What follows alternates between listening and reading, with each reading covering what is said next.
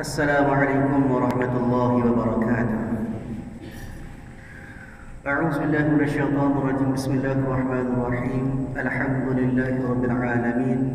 Wassalatu wassalamu ala asyrafil anbiya'i wal mursalin. Sayyidina maulana wa nabiyyina wa habibina wa syafi'ina wa qudwatina wa uswatina Muhammadin sallallahu alaihi wasallam wa ala alihi wa ashabihi ajma'in.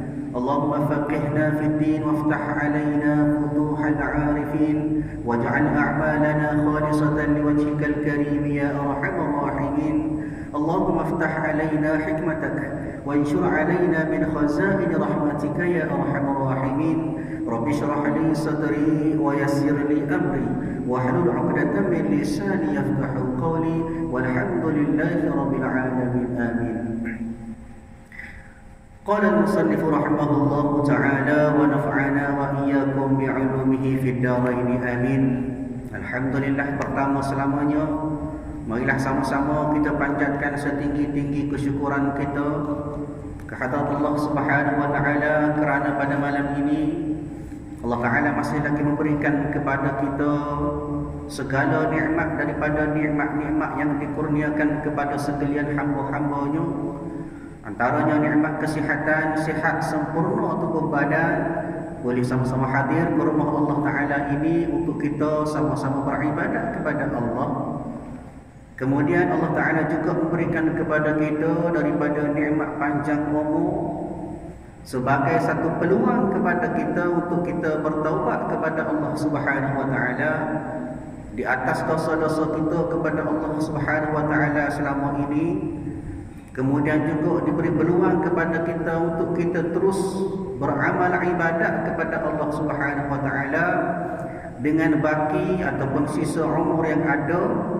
Mudah-mudahan dengan segala amal ibadat kita, dengan segala amalan kita, segala kebajikan kita itu Allah Taala kira sebagai salah satu daripada bekalan amalan yang boleh dibawa untuk kita menghadap Allah Subhanahu wa taala pada hari akhirat nanti insya-Allah. Tuan-tuan, puan-puan yang dirahmati oleh Allah Subhanahu wa taala, insya-Allah pada malam ini kita sambung lagi kuliah kita daripada kitab Penawar Bagi Hati, muka surat 79, baris yang kelima daripada atas ke bawah. Kita masih lagi berada dalam bab ataupun dalam tajuk sabar yang merupakan daripada sifat ataupun perkara yang kelima daripada sifat mahmudah yang wajib ada pada diri kita untuk kita membersihkan hati kita, yang ini dengan tajuk atau pada bab yang kelima pada sifat sabar. Kemudian pada kuliah sebelum ini telah pun kita sebut pembahagian ataupun apakah yang dikatakan sebagai keadaan manusia atas dua macam ataupun dua keadaan yang memerlukan kepada sifat sabar. Ini. Kemudian juga kita sebut pada perkara-perkara yang menyalahi ia akan hawa nafsu yang mana memerlukan kepada kesabaran kita untuk kita menghadapinya. Tuan-tuan dan puan yang dirahmati Allah Subhanahu wa taala, Allah juga sebut dalam Quran kepada kita daripada surah Al-Baqarah ayat 156. Kata Allah Subhanahu wa taala, bismillahirrahmanirrahim, alladzina idza asabatuhum musibah qalu inna lillahi wa inna ilaihi raji'un.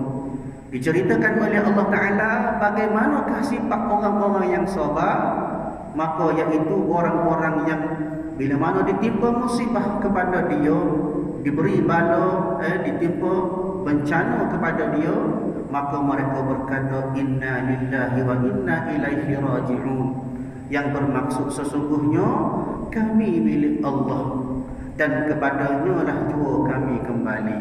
Maknanya antara ciri-ciri ataupun kita nak kenal orang itu beriman ataupun tidak, bila mana dia diuji maka dia kembali kepada Allah.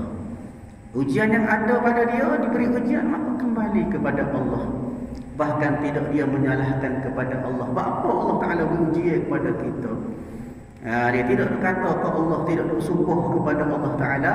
Bahkan dia seruh bulat-bulat dia serahkan sepenuhnya kepada Allah Ta'ala, kerana dia sedar bahawa segala-galanya milik Allah Ta'ala. Diri kita milik Allah, harta kita yang diuji juga milik Allah. Di segala pemilik yang ada atas muka bumi, segala jami'al makhluqat, daripada segala makhluk yang ada atas muka bumi ini, semua itu milik Allah Ta'ala, dan kepada dia jugalah kita akan kembali. Cuma tak tahu bila. Ada orang kecil lagi, dalam kandungan lagi sudah kembali kepada Allah Ta'ala. Ada orang di peringkat remaja, dia hidup belum berbutuh sebagainya, macam-macam keadaan, tiba-tiba kembali kepada Allah. Bahkan ada yang dalam keadaan umur sudah lanjut, sudah panjang umur diberi Allah Ta'ala kepada dia, bahkan masih lagi sihat wal afiat, masih lagi diberi peluang untuk beribadat kepada Allah. Maknanya tak kiralah apa saja bala, apa saja ujian, apa saja bencana yang diberikan kepada kita, selayaknya kita kembali kepada Allah, serah kepada Allah Ta'ala. Jangan ada sebarang penyesalan dalam hati kita, kerana ujian itu tidak lain tidak bukan untuk menguji sejauh manakah keimanan kita kepada Allah Ta'ala. Maka Allah Ta'ala sebut juga, kita nak jadi orang yang dikasihi oleh Allah Ta'ala bagaimana? Maka Allah Ta'ala sebut, wallahu yuhibbus sabirin. Allah Ta'ala kasih, Allah Ta'ala cinta kepada orang-orang yang sabar. Jadi kalau kita nak Allah Ta'ala kasih pada kita, kita kena sabar lah. Dia banyakkan bersabar, kerana bersabar itu merupakan salah satu daripada perkara yang susah untuk kita dapat. Sebut senang, kita nak ucap, oh sabar, aku sabar, tapi susah kita nak melakukan perbuatan sabar tersebut. Bahkan dalam bab berkata-kata, dalam bab kecek pula, kadang-kadang kita ni pun kena sabar. Nabi kata, wa man kana yu'min billah wal yawmil akhir falyakul khairan aw liyasmut. Kata Nabi SAW, barang siapa yang beriman kepada Allah dan hari akhirat, maka hendaklah dia kurang, hendaklah dia berkata benda-benda baik. Maknanya dia nak kecek, sebut benda baik semata-mata. Bila nak kecek benda yang tidak baik, maka kena sabar, kena tahan mulut dia, lidah dia daripada berkata-kata benda-benda yang tidak baik. Kalau tak boleh juga, awliyasmut, kata Nabi, tak boleh juga nak maka kita kena duduk diam. Itulah cara kita sabar daripada lidah kita menyebut benda-benda yang tidak sepatutnya di sisi Allah Subhanahu Wa Taala. Baik, masuk dalam kitab. Dan bahagi yang kedua, kita sambung pada bab perkara-perkara ataupun bahagian-bahagian benda-benda yang susah untuk kita kawal dalam bab kita nak mengerjakan doa. Dia kadang-kadang benda ni, bila mana benda ni berlawan dengan nafsu, dia maka jadi susah. Contohnya semaya atas taat kita kepada Allah Ta'ala, susah kita nak buat. Kenapa? Kerana dia tidak kena dengan nafsu kita. Nafsu tak siap buat ibadat, nafsu malah buat ibadat. Maka ini perlu kepada sifat sabar kita kepada Allah Ta'ala atas kita menjalankan taat. Maka bahagian yang kedua dalam bab kita nak sabar atas benda-benda yang menyalahi nafsu. Gapo dia? Meninggalkan segala maksiat. Payah nak tinggal daripada maksiat. Tambah-tambah lagi bila mana maksiat itu sudah sebati dalam jiwa kita. Dia hari-hari dia buat maksiat, maksudnya hari-hari buat dosa. Tak kira lah dosa kecil ke dosa besar. Dosa besar berat lagi, dosa kecil, kata ulama, antara maksud ataupun definisi bagi orang yang fasik. Dia fasik banyak disebut dalam Quran, humul fasikun.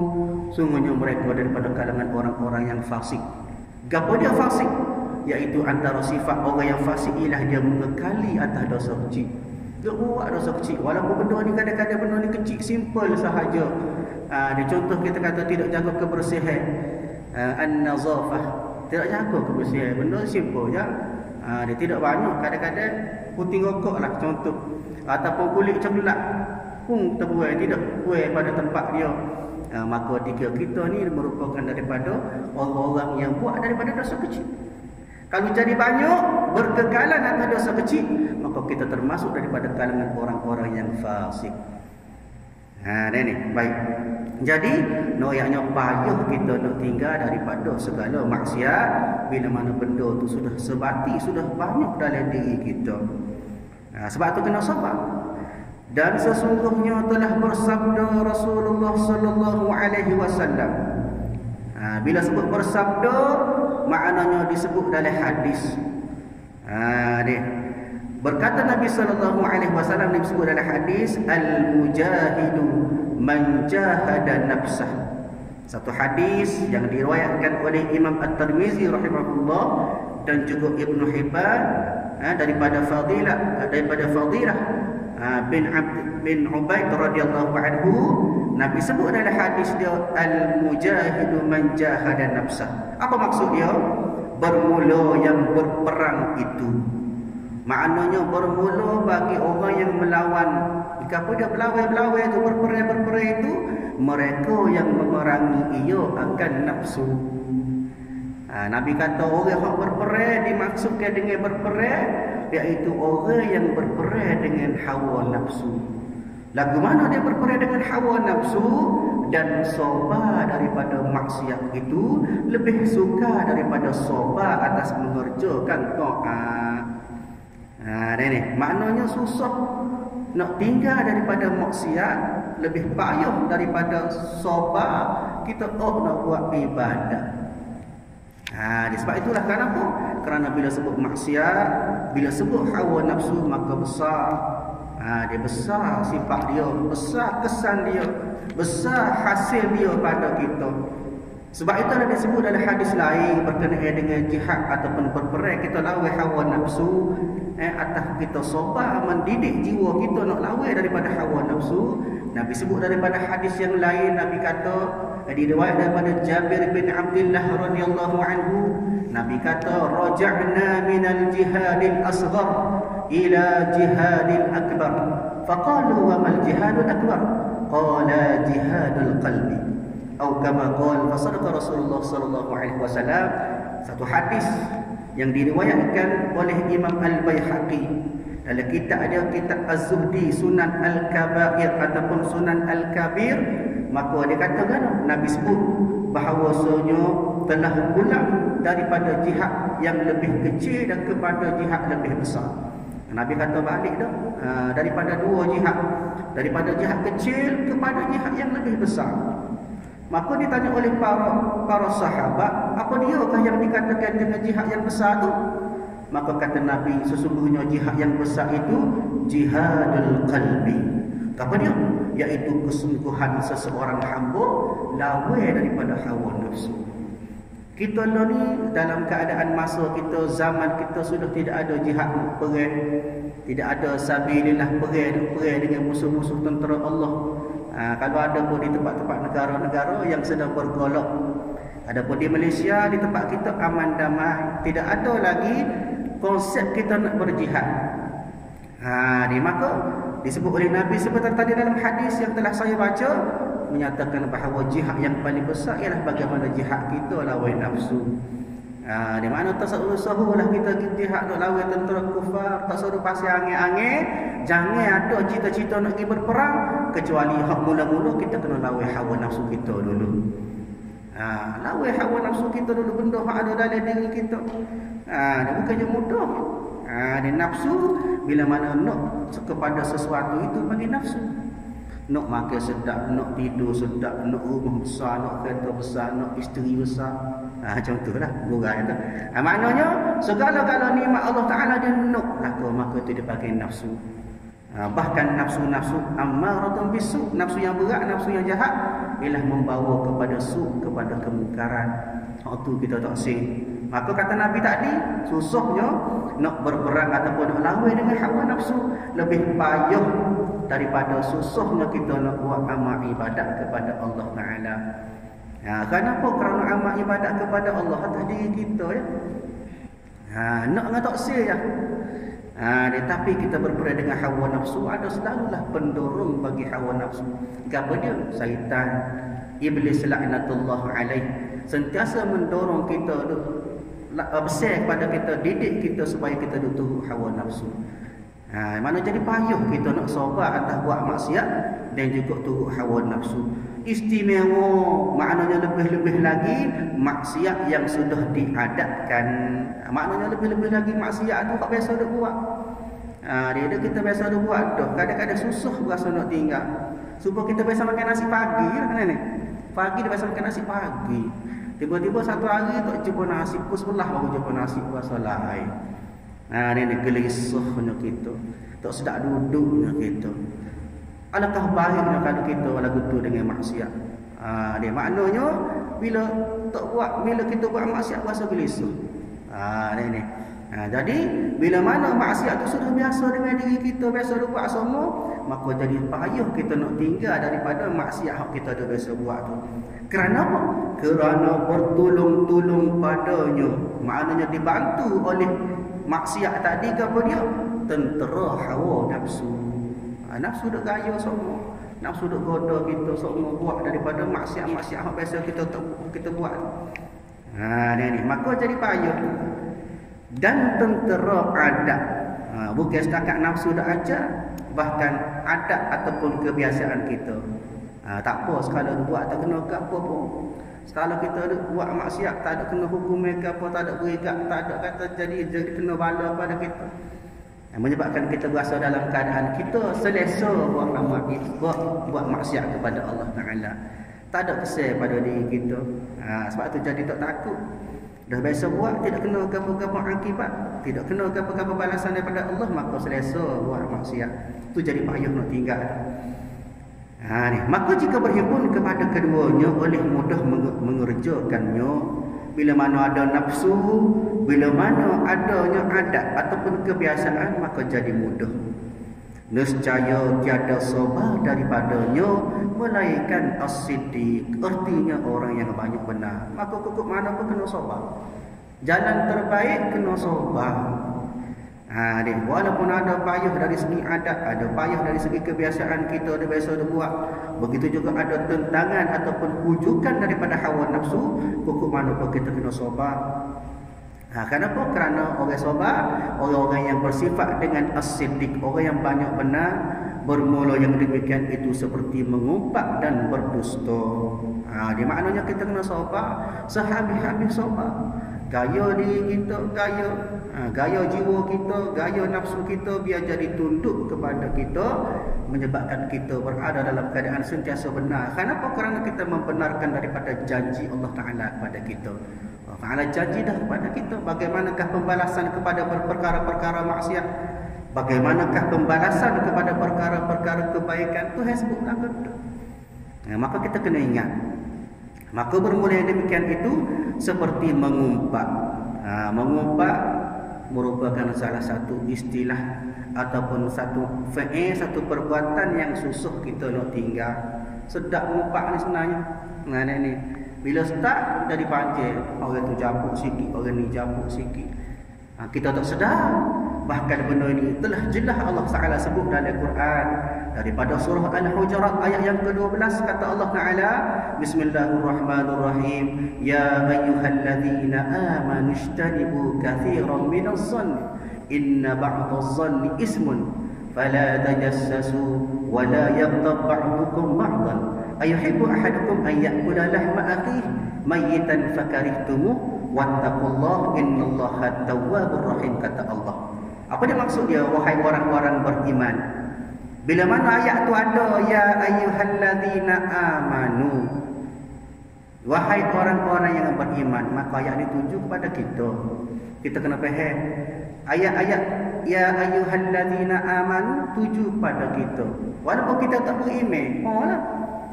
Kenapa? Kerana supaya kita tergolong dalam golongan orang yang beriman. Maka dipesan kepada kita, wahai orang-orang yang beriman, jauhilah kebanyakan dari sangkaan. Sangkaan ni kita fikir buruk ke orang. Istilah tasawuf dipanggil su'uzzan. Kita sangka buruk ke orang. Dia tu nampak sebab curi, nampak orang tu suka orang buat biasa maksiat, nampak orang tu macam-macam kita dah fikir buruk ke orang. Maka Allah Ta'ala kata kena jauh. Kerana sesungguhnya sebahagian daripada sangkaan itu adalah dosa. Kenapa benda hak kita sangka? Mana kita pasti. Ada boleh jadi hak kita sangka tu benda betul, boleh jadi benda hak kita sangka tu benda yang tidak betul. Adapun kalau betul tak ada masalah. Tapi kalau salah ataupun tidak betul, maka dikira kita daripada golongan orang-orang yang memfitnah mereka-reka benda hak tidak betul pada orang. Dan janganlah kamu mengintip atau mencari-cari kesalahan dan keaiban orang, dan janganlah setengah kamu suka mengumpat setengahnya yang lain. Itu syahid dia ataupun itu bagi poin dalam ayat ini. Jangan kamu mengumpat kepada orang lain, adakah seseorang dari kamu suka makan daging saudara yang telah mati? Allah Ta'ala bagi gambaran orang-orang yang mengumpat, maka diumpama orang makan daripada daging saudaranya yang telah mati. Dia seolah-olah kita makan daging orang yang telah mati. Maka jika demikian keadaan itu sudah tentu kamu jijik kepadanya, maka oleh itu patuhlah larangan-larangan tersebut dan bertakwalah kamu kepada Allah. Sesungguhnya Allah Maha menerima taubat lagi Maha mengasihi. Tuan-tuan dan puan yang terhormati oleh Allah, satu dalil kepada kita, satu petanda kepada kita dipesan ataupun satu peringatan kepada kita daripada Allah supaya tak mengumpat. Kita kadang-kadang mengumpat ni jadi satu hobi kita yang sebenarnya. Dia tambah-tambah biasa duduk kedai kopi. Kapul lain lah. Kapul ni ke bangku kedai kopi, alhamdulillah bagus belaka, tidak mengumpat. Dia maknanya ada kadang-kadang konsep mengumpat. Bahkan disebut oleh Nabi SAW, Nabi memberi gambaran ataupun pengertian ataupun maksud bagi mengumpat. Apa dia kat mengumpat ni? Nabi kata daripada satu hadis disebut oleh Abu Hurairah radhiyallahu anhu, Nabi kata, atadruna mal ghibah? Qalu Allahu wa rasuluhu a'lam. Qala dzikruka akhaka bima yakrah. Satu hadis yang bermaksud, adakah kamu tahu apa kat mengumpat, kata Nabi? Maka sahabat kata, tak tahu. Allah dan Rasul dah tahu apa dia maksud mengumpat ni. Maka kata Nabi kata kan, maka mengumpat itu ialah kamu menyebut perihal saudaramu hak tidak disukai. Kita sebut benda hak salah, kadang-kadang kita sebut benda betul pun dia tak kena, dia tak suka, maka dia mengumpat. Tak kira lah dia tahu ke, dia tidak tahu ke, depan dia ke, belakang dia ke. Bila mana kita sebut benda hak dia tak say, dia tidak suka, maka benda tu dikira mengumpat. Kita maknanya kita lah ni mudah-mudah ya depan pun kita kata pasal kita ke orang lain. Dia maknanya mengumpat dah tu. Maka orang mengumpat ini sebagaimana disebut oleh Allah Ta'ala daripada ayat Quran yang telah kita sebut pada awalnya tadi, orang-orang yang mengumpat ini diumpama sebagai orang-orang yang memakan daging saudaranya yang telah mati. Dia maknanya kena ingatlah, bila mana Allah Ta'ala bagi gambaran sedemikian rupa, maka itu merupakan satu larangan daripada Allah Ta'ala supaya kita jauh daripada perkara-perkara yang boleh dimaksudkan dalam bahagian orang-orang yang mengumpat. Dan juga disebut daripada Imam An-Nawawi rahimahullah dalam kitab dia, iaitu kitab Riyadhus Shalihin, ada sebab hak boleh mengumpat. Apa dia? Yang pertama, kita mengadu kepada raja bila mana kita kena zalim. Kita cerita, tuan kita ni jahat gini. Tu tak apa, walaupun mengumpat. Yang kedua, kita tolong orang atas benda yang tidak baik. Kita tujuannya kita nak suruh dia tu kembali kepada jalan yang benar. Maknanya kita lawan daripada benda-benda muka. Orang tu curi, orang tu mengumpat, maka kita royak dia tu curi, dia tu merampok. Betul, dia suka kadang-kadang dia dengar, dia tak suka. Mengumpat kadang mengumpat, tapi diharuskan. Yang ketiga, iaitu bila mana kita cerita masalah kepada mufti ataupun orang alim, nak suruh dia terjemah ataupun dia cerita masalah kita lagu mana keadaan. Contohnya kita hukum suami isteri jatuh pada tolak, maka kita jumpa dengan tu qadi, tanya gini. Kita cerita pasal suami kita contohnya, maka dalam keadaan itu kita mengumpat, tapi mengumpat itu diharuskan. Begitu juga dalam keadaan seterusnya yang keempat, bila mana kita nak cegah orang Islam daripada benda-benda buruk, dia ambil ilmu daripada orang yang bukan ahli. Contohnya kita tahu hak dia royak tu salah, apa kita royak, jangan dengar dia royak, dia tu cerita benda salah. Ni maka Kau dia ngupak kan dah. Ngupak atas tuai tu. Dia tapi dikira diharuskan. Begitu juga kita cerita kepada orang lain tentang dosa. Kawan tu banyak buat dosa, buat maksiat, maka dosa dengan dia lah. Takut-takut mu jadi terikut-ikut dia. Ngupak kan dah tu. Ngupak tapi diharuskan. Dan keadaan yang terakhir ngupak juga ialah bila mana kita gelap tujuan untuk kenal. Contohnya orang mari tanya, nak jumpa dengan Pak Mak. Pak Mak mana? Pak Mak ada kampung ada ni orang. Pak Mak buta, Pak Mak toli, Pak Mak kecok. Dia ngupak pada tu. Ngupak. Kalau dia tahu dia marah. Kita duk kata ke dia, dia ni toli, dia ni buta sebagainya. Tapi hukum tak apa. Kenapa? Kerana untuk kita kenal.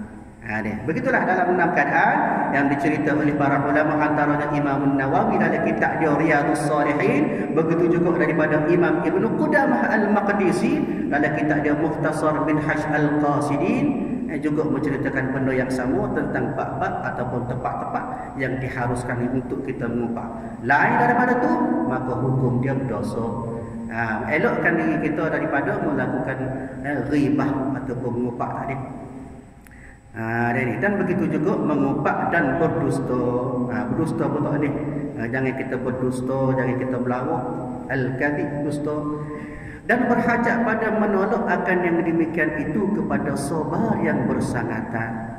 Maknanya kita nak sabar, kita nak tolak daripada sifat kita hak biasa kita buat, daripada maksiat kita hak biasa kita nak buat. Maka kena sabar yang bersangatan. Maknanya kena sabar yang kuat-kuat sungguh-sungguh. Kenapa? Kerana susah payahnya kita nak melawan ataupun kita nak sabar atas nafsu kita daripada segala maksiat-maksiat yang biasa kita buat. Begitulah maknanya, iaitu kesukaran ataupun kepayahan kita nak lawan daripada maksiat yang biasa kita buat yang sudah menjadi tabiat kita. Mudah-mudahan kita termasuk daripada kalangan ataupun golongan mereka-mereka yang sabar atas ibadat-ibadat, terutama sabar atas kita nak lawan daripada maksiat yang biasa kita buat. Ini baik. Bahagi yang ketiga, maknanya bahagian yang ketiga ataupun perkara yang ketiga yang perlu kepada kesabaran kita untuk kita lawan dengan hawa nafsu kita, dengan kesabaran kita kepada dia, iaitu barang yang tiada bersangkut paut dengan ikhtiar hamba, tetapi baginya ikhtiar pada menolaknya seperti menyakiti akan dia oleh orang yang lain dengan lidah atau tangannya. Maknanya sabar pada bab yang ketiga ialah kita sabar atas orang yang kena kita, kena sabar. Ikut orang kata kok, orang sebut kita duk gelar dan sebagainya, duk kata kita, duk pukul kita, maka kena sabar. Maka sabar atasnya dengan ketiadaan membalasnya. Lagu mana sabar? Iaitu jangan balas. Jangan kita balas, kita sabar atas orang buat nyanyi kita, buat zalim kepada kita. Bagaimana telah berfirman Allah Ta'ala, wala nasbiranna ala ma adaitumuna. Dia ambil daripada surah Ibrahim ayat yang ke-12. Artinya, dan demi Allah selagi akan sabar oleh kami atas menyakiti kamu akan kami. Maknanya Allah Ta'ala kata kena sabar. Ikutlah orang buat zalim, orang buat khianat kepada kita. Kalau kita tak balas, maka kita daripada kalangan orang-orang yang sabar. Seperti mana Allah Ta'ala sebut, innallaha ma'as sabirin. Sesungguhnya Allah Ta'ala bersama dengan orang-orang yang sabar. Baik. Jadi cakap itulah bahagi yang keempat ataupun bahagian yang keempat dalam bab sabar ialah barang yang tidak masuk ia sama sekali di bawah ikhtiar. Wallahu a'lam bissawab. A'udzu billahi minasyaitonir rajim. Bismillahirrahmanirrahim. Alhamdulillahirabbil alamin. Wassalatu wassalamu ala asyrafil anbiya'i wal mursalin wa ala alihi wa ashabihi ajma'in. Allahumma inna nas'aluka ridhaka wal jannah wa na'udzu bika min sakhatika wan nar. Allahumma innaka 'afuwun karimun tuhibbul 'afwa fa'fu 'anna wa 'an walidina wa 'an jami'il muslimina wal muslimat wal mu'minina wal mu'minat bi rahmatika ya arhamar rahimin. Allahumma rabbana atina fid dunya hasanah wa fil akhirati hasanah wa qina 'adzaban nar. Wa sallallahu ala sayyidina Muhammad wa ala alihi wa ashabihi ajma'in walhamdulillahi rabbil alamin. Assalamualaikum warahmatullahi wabarakatuh.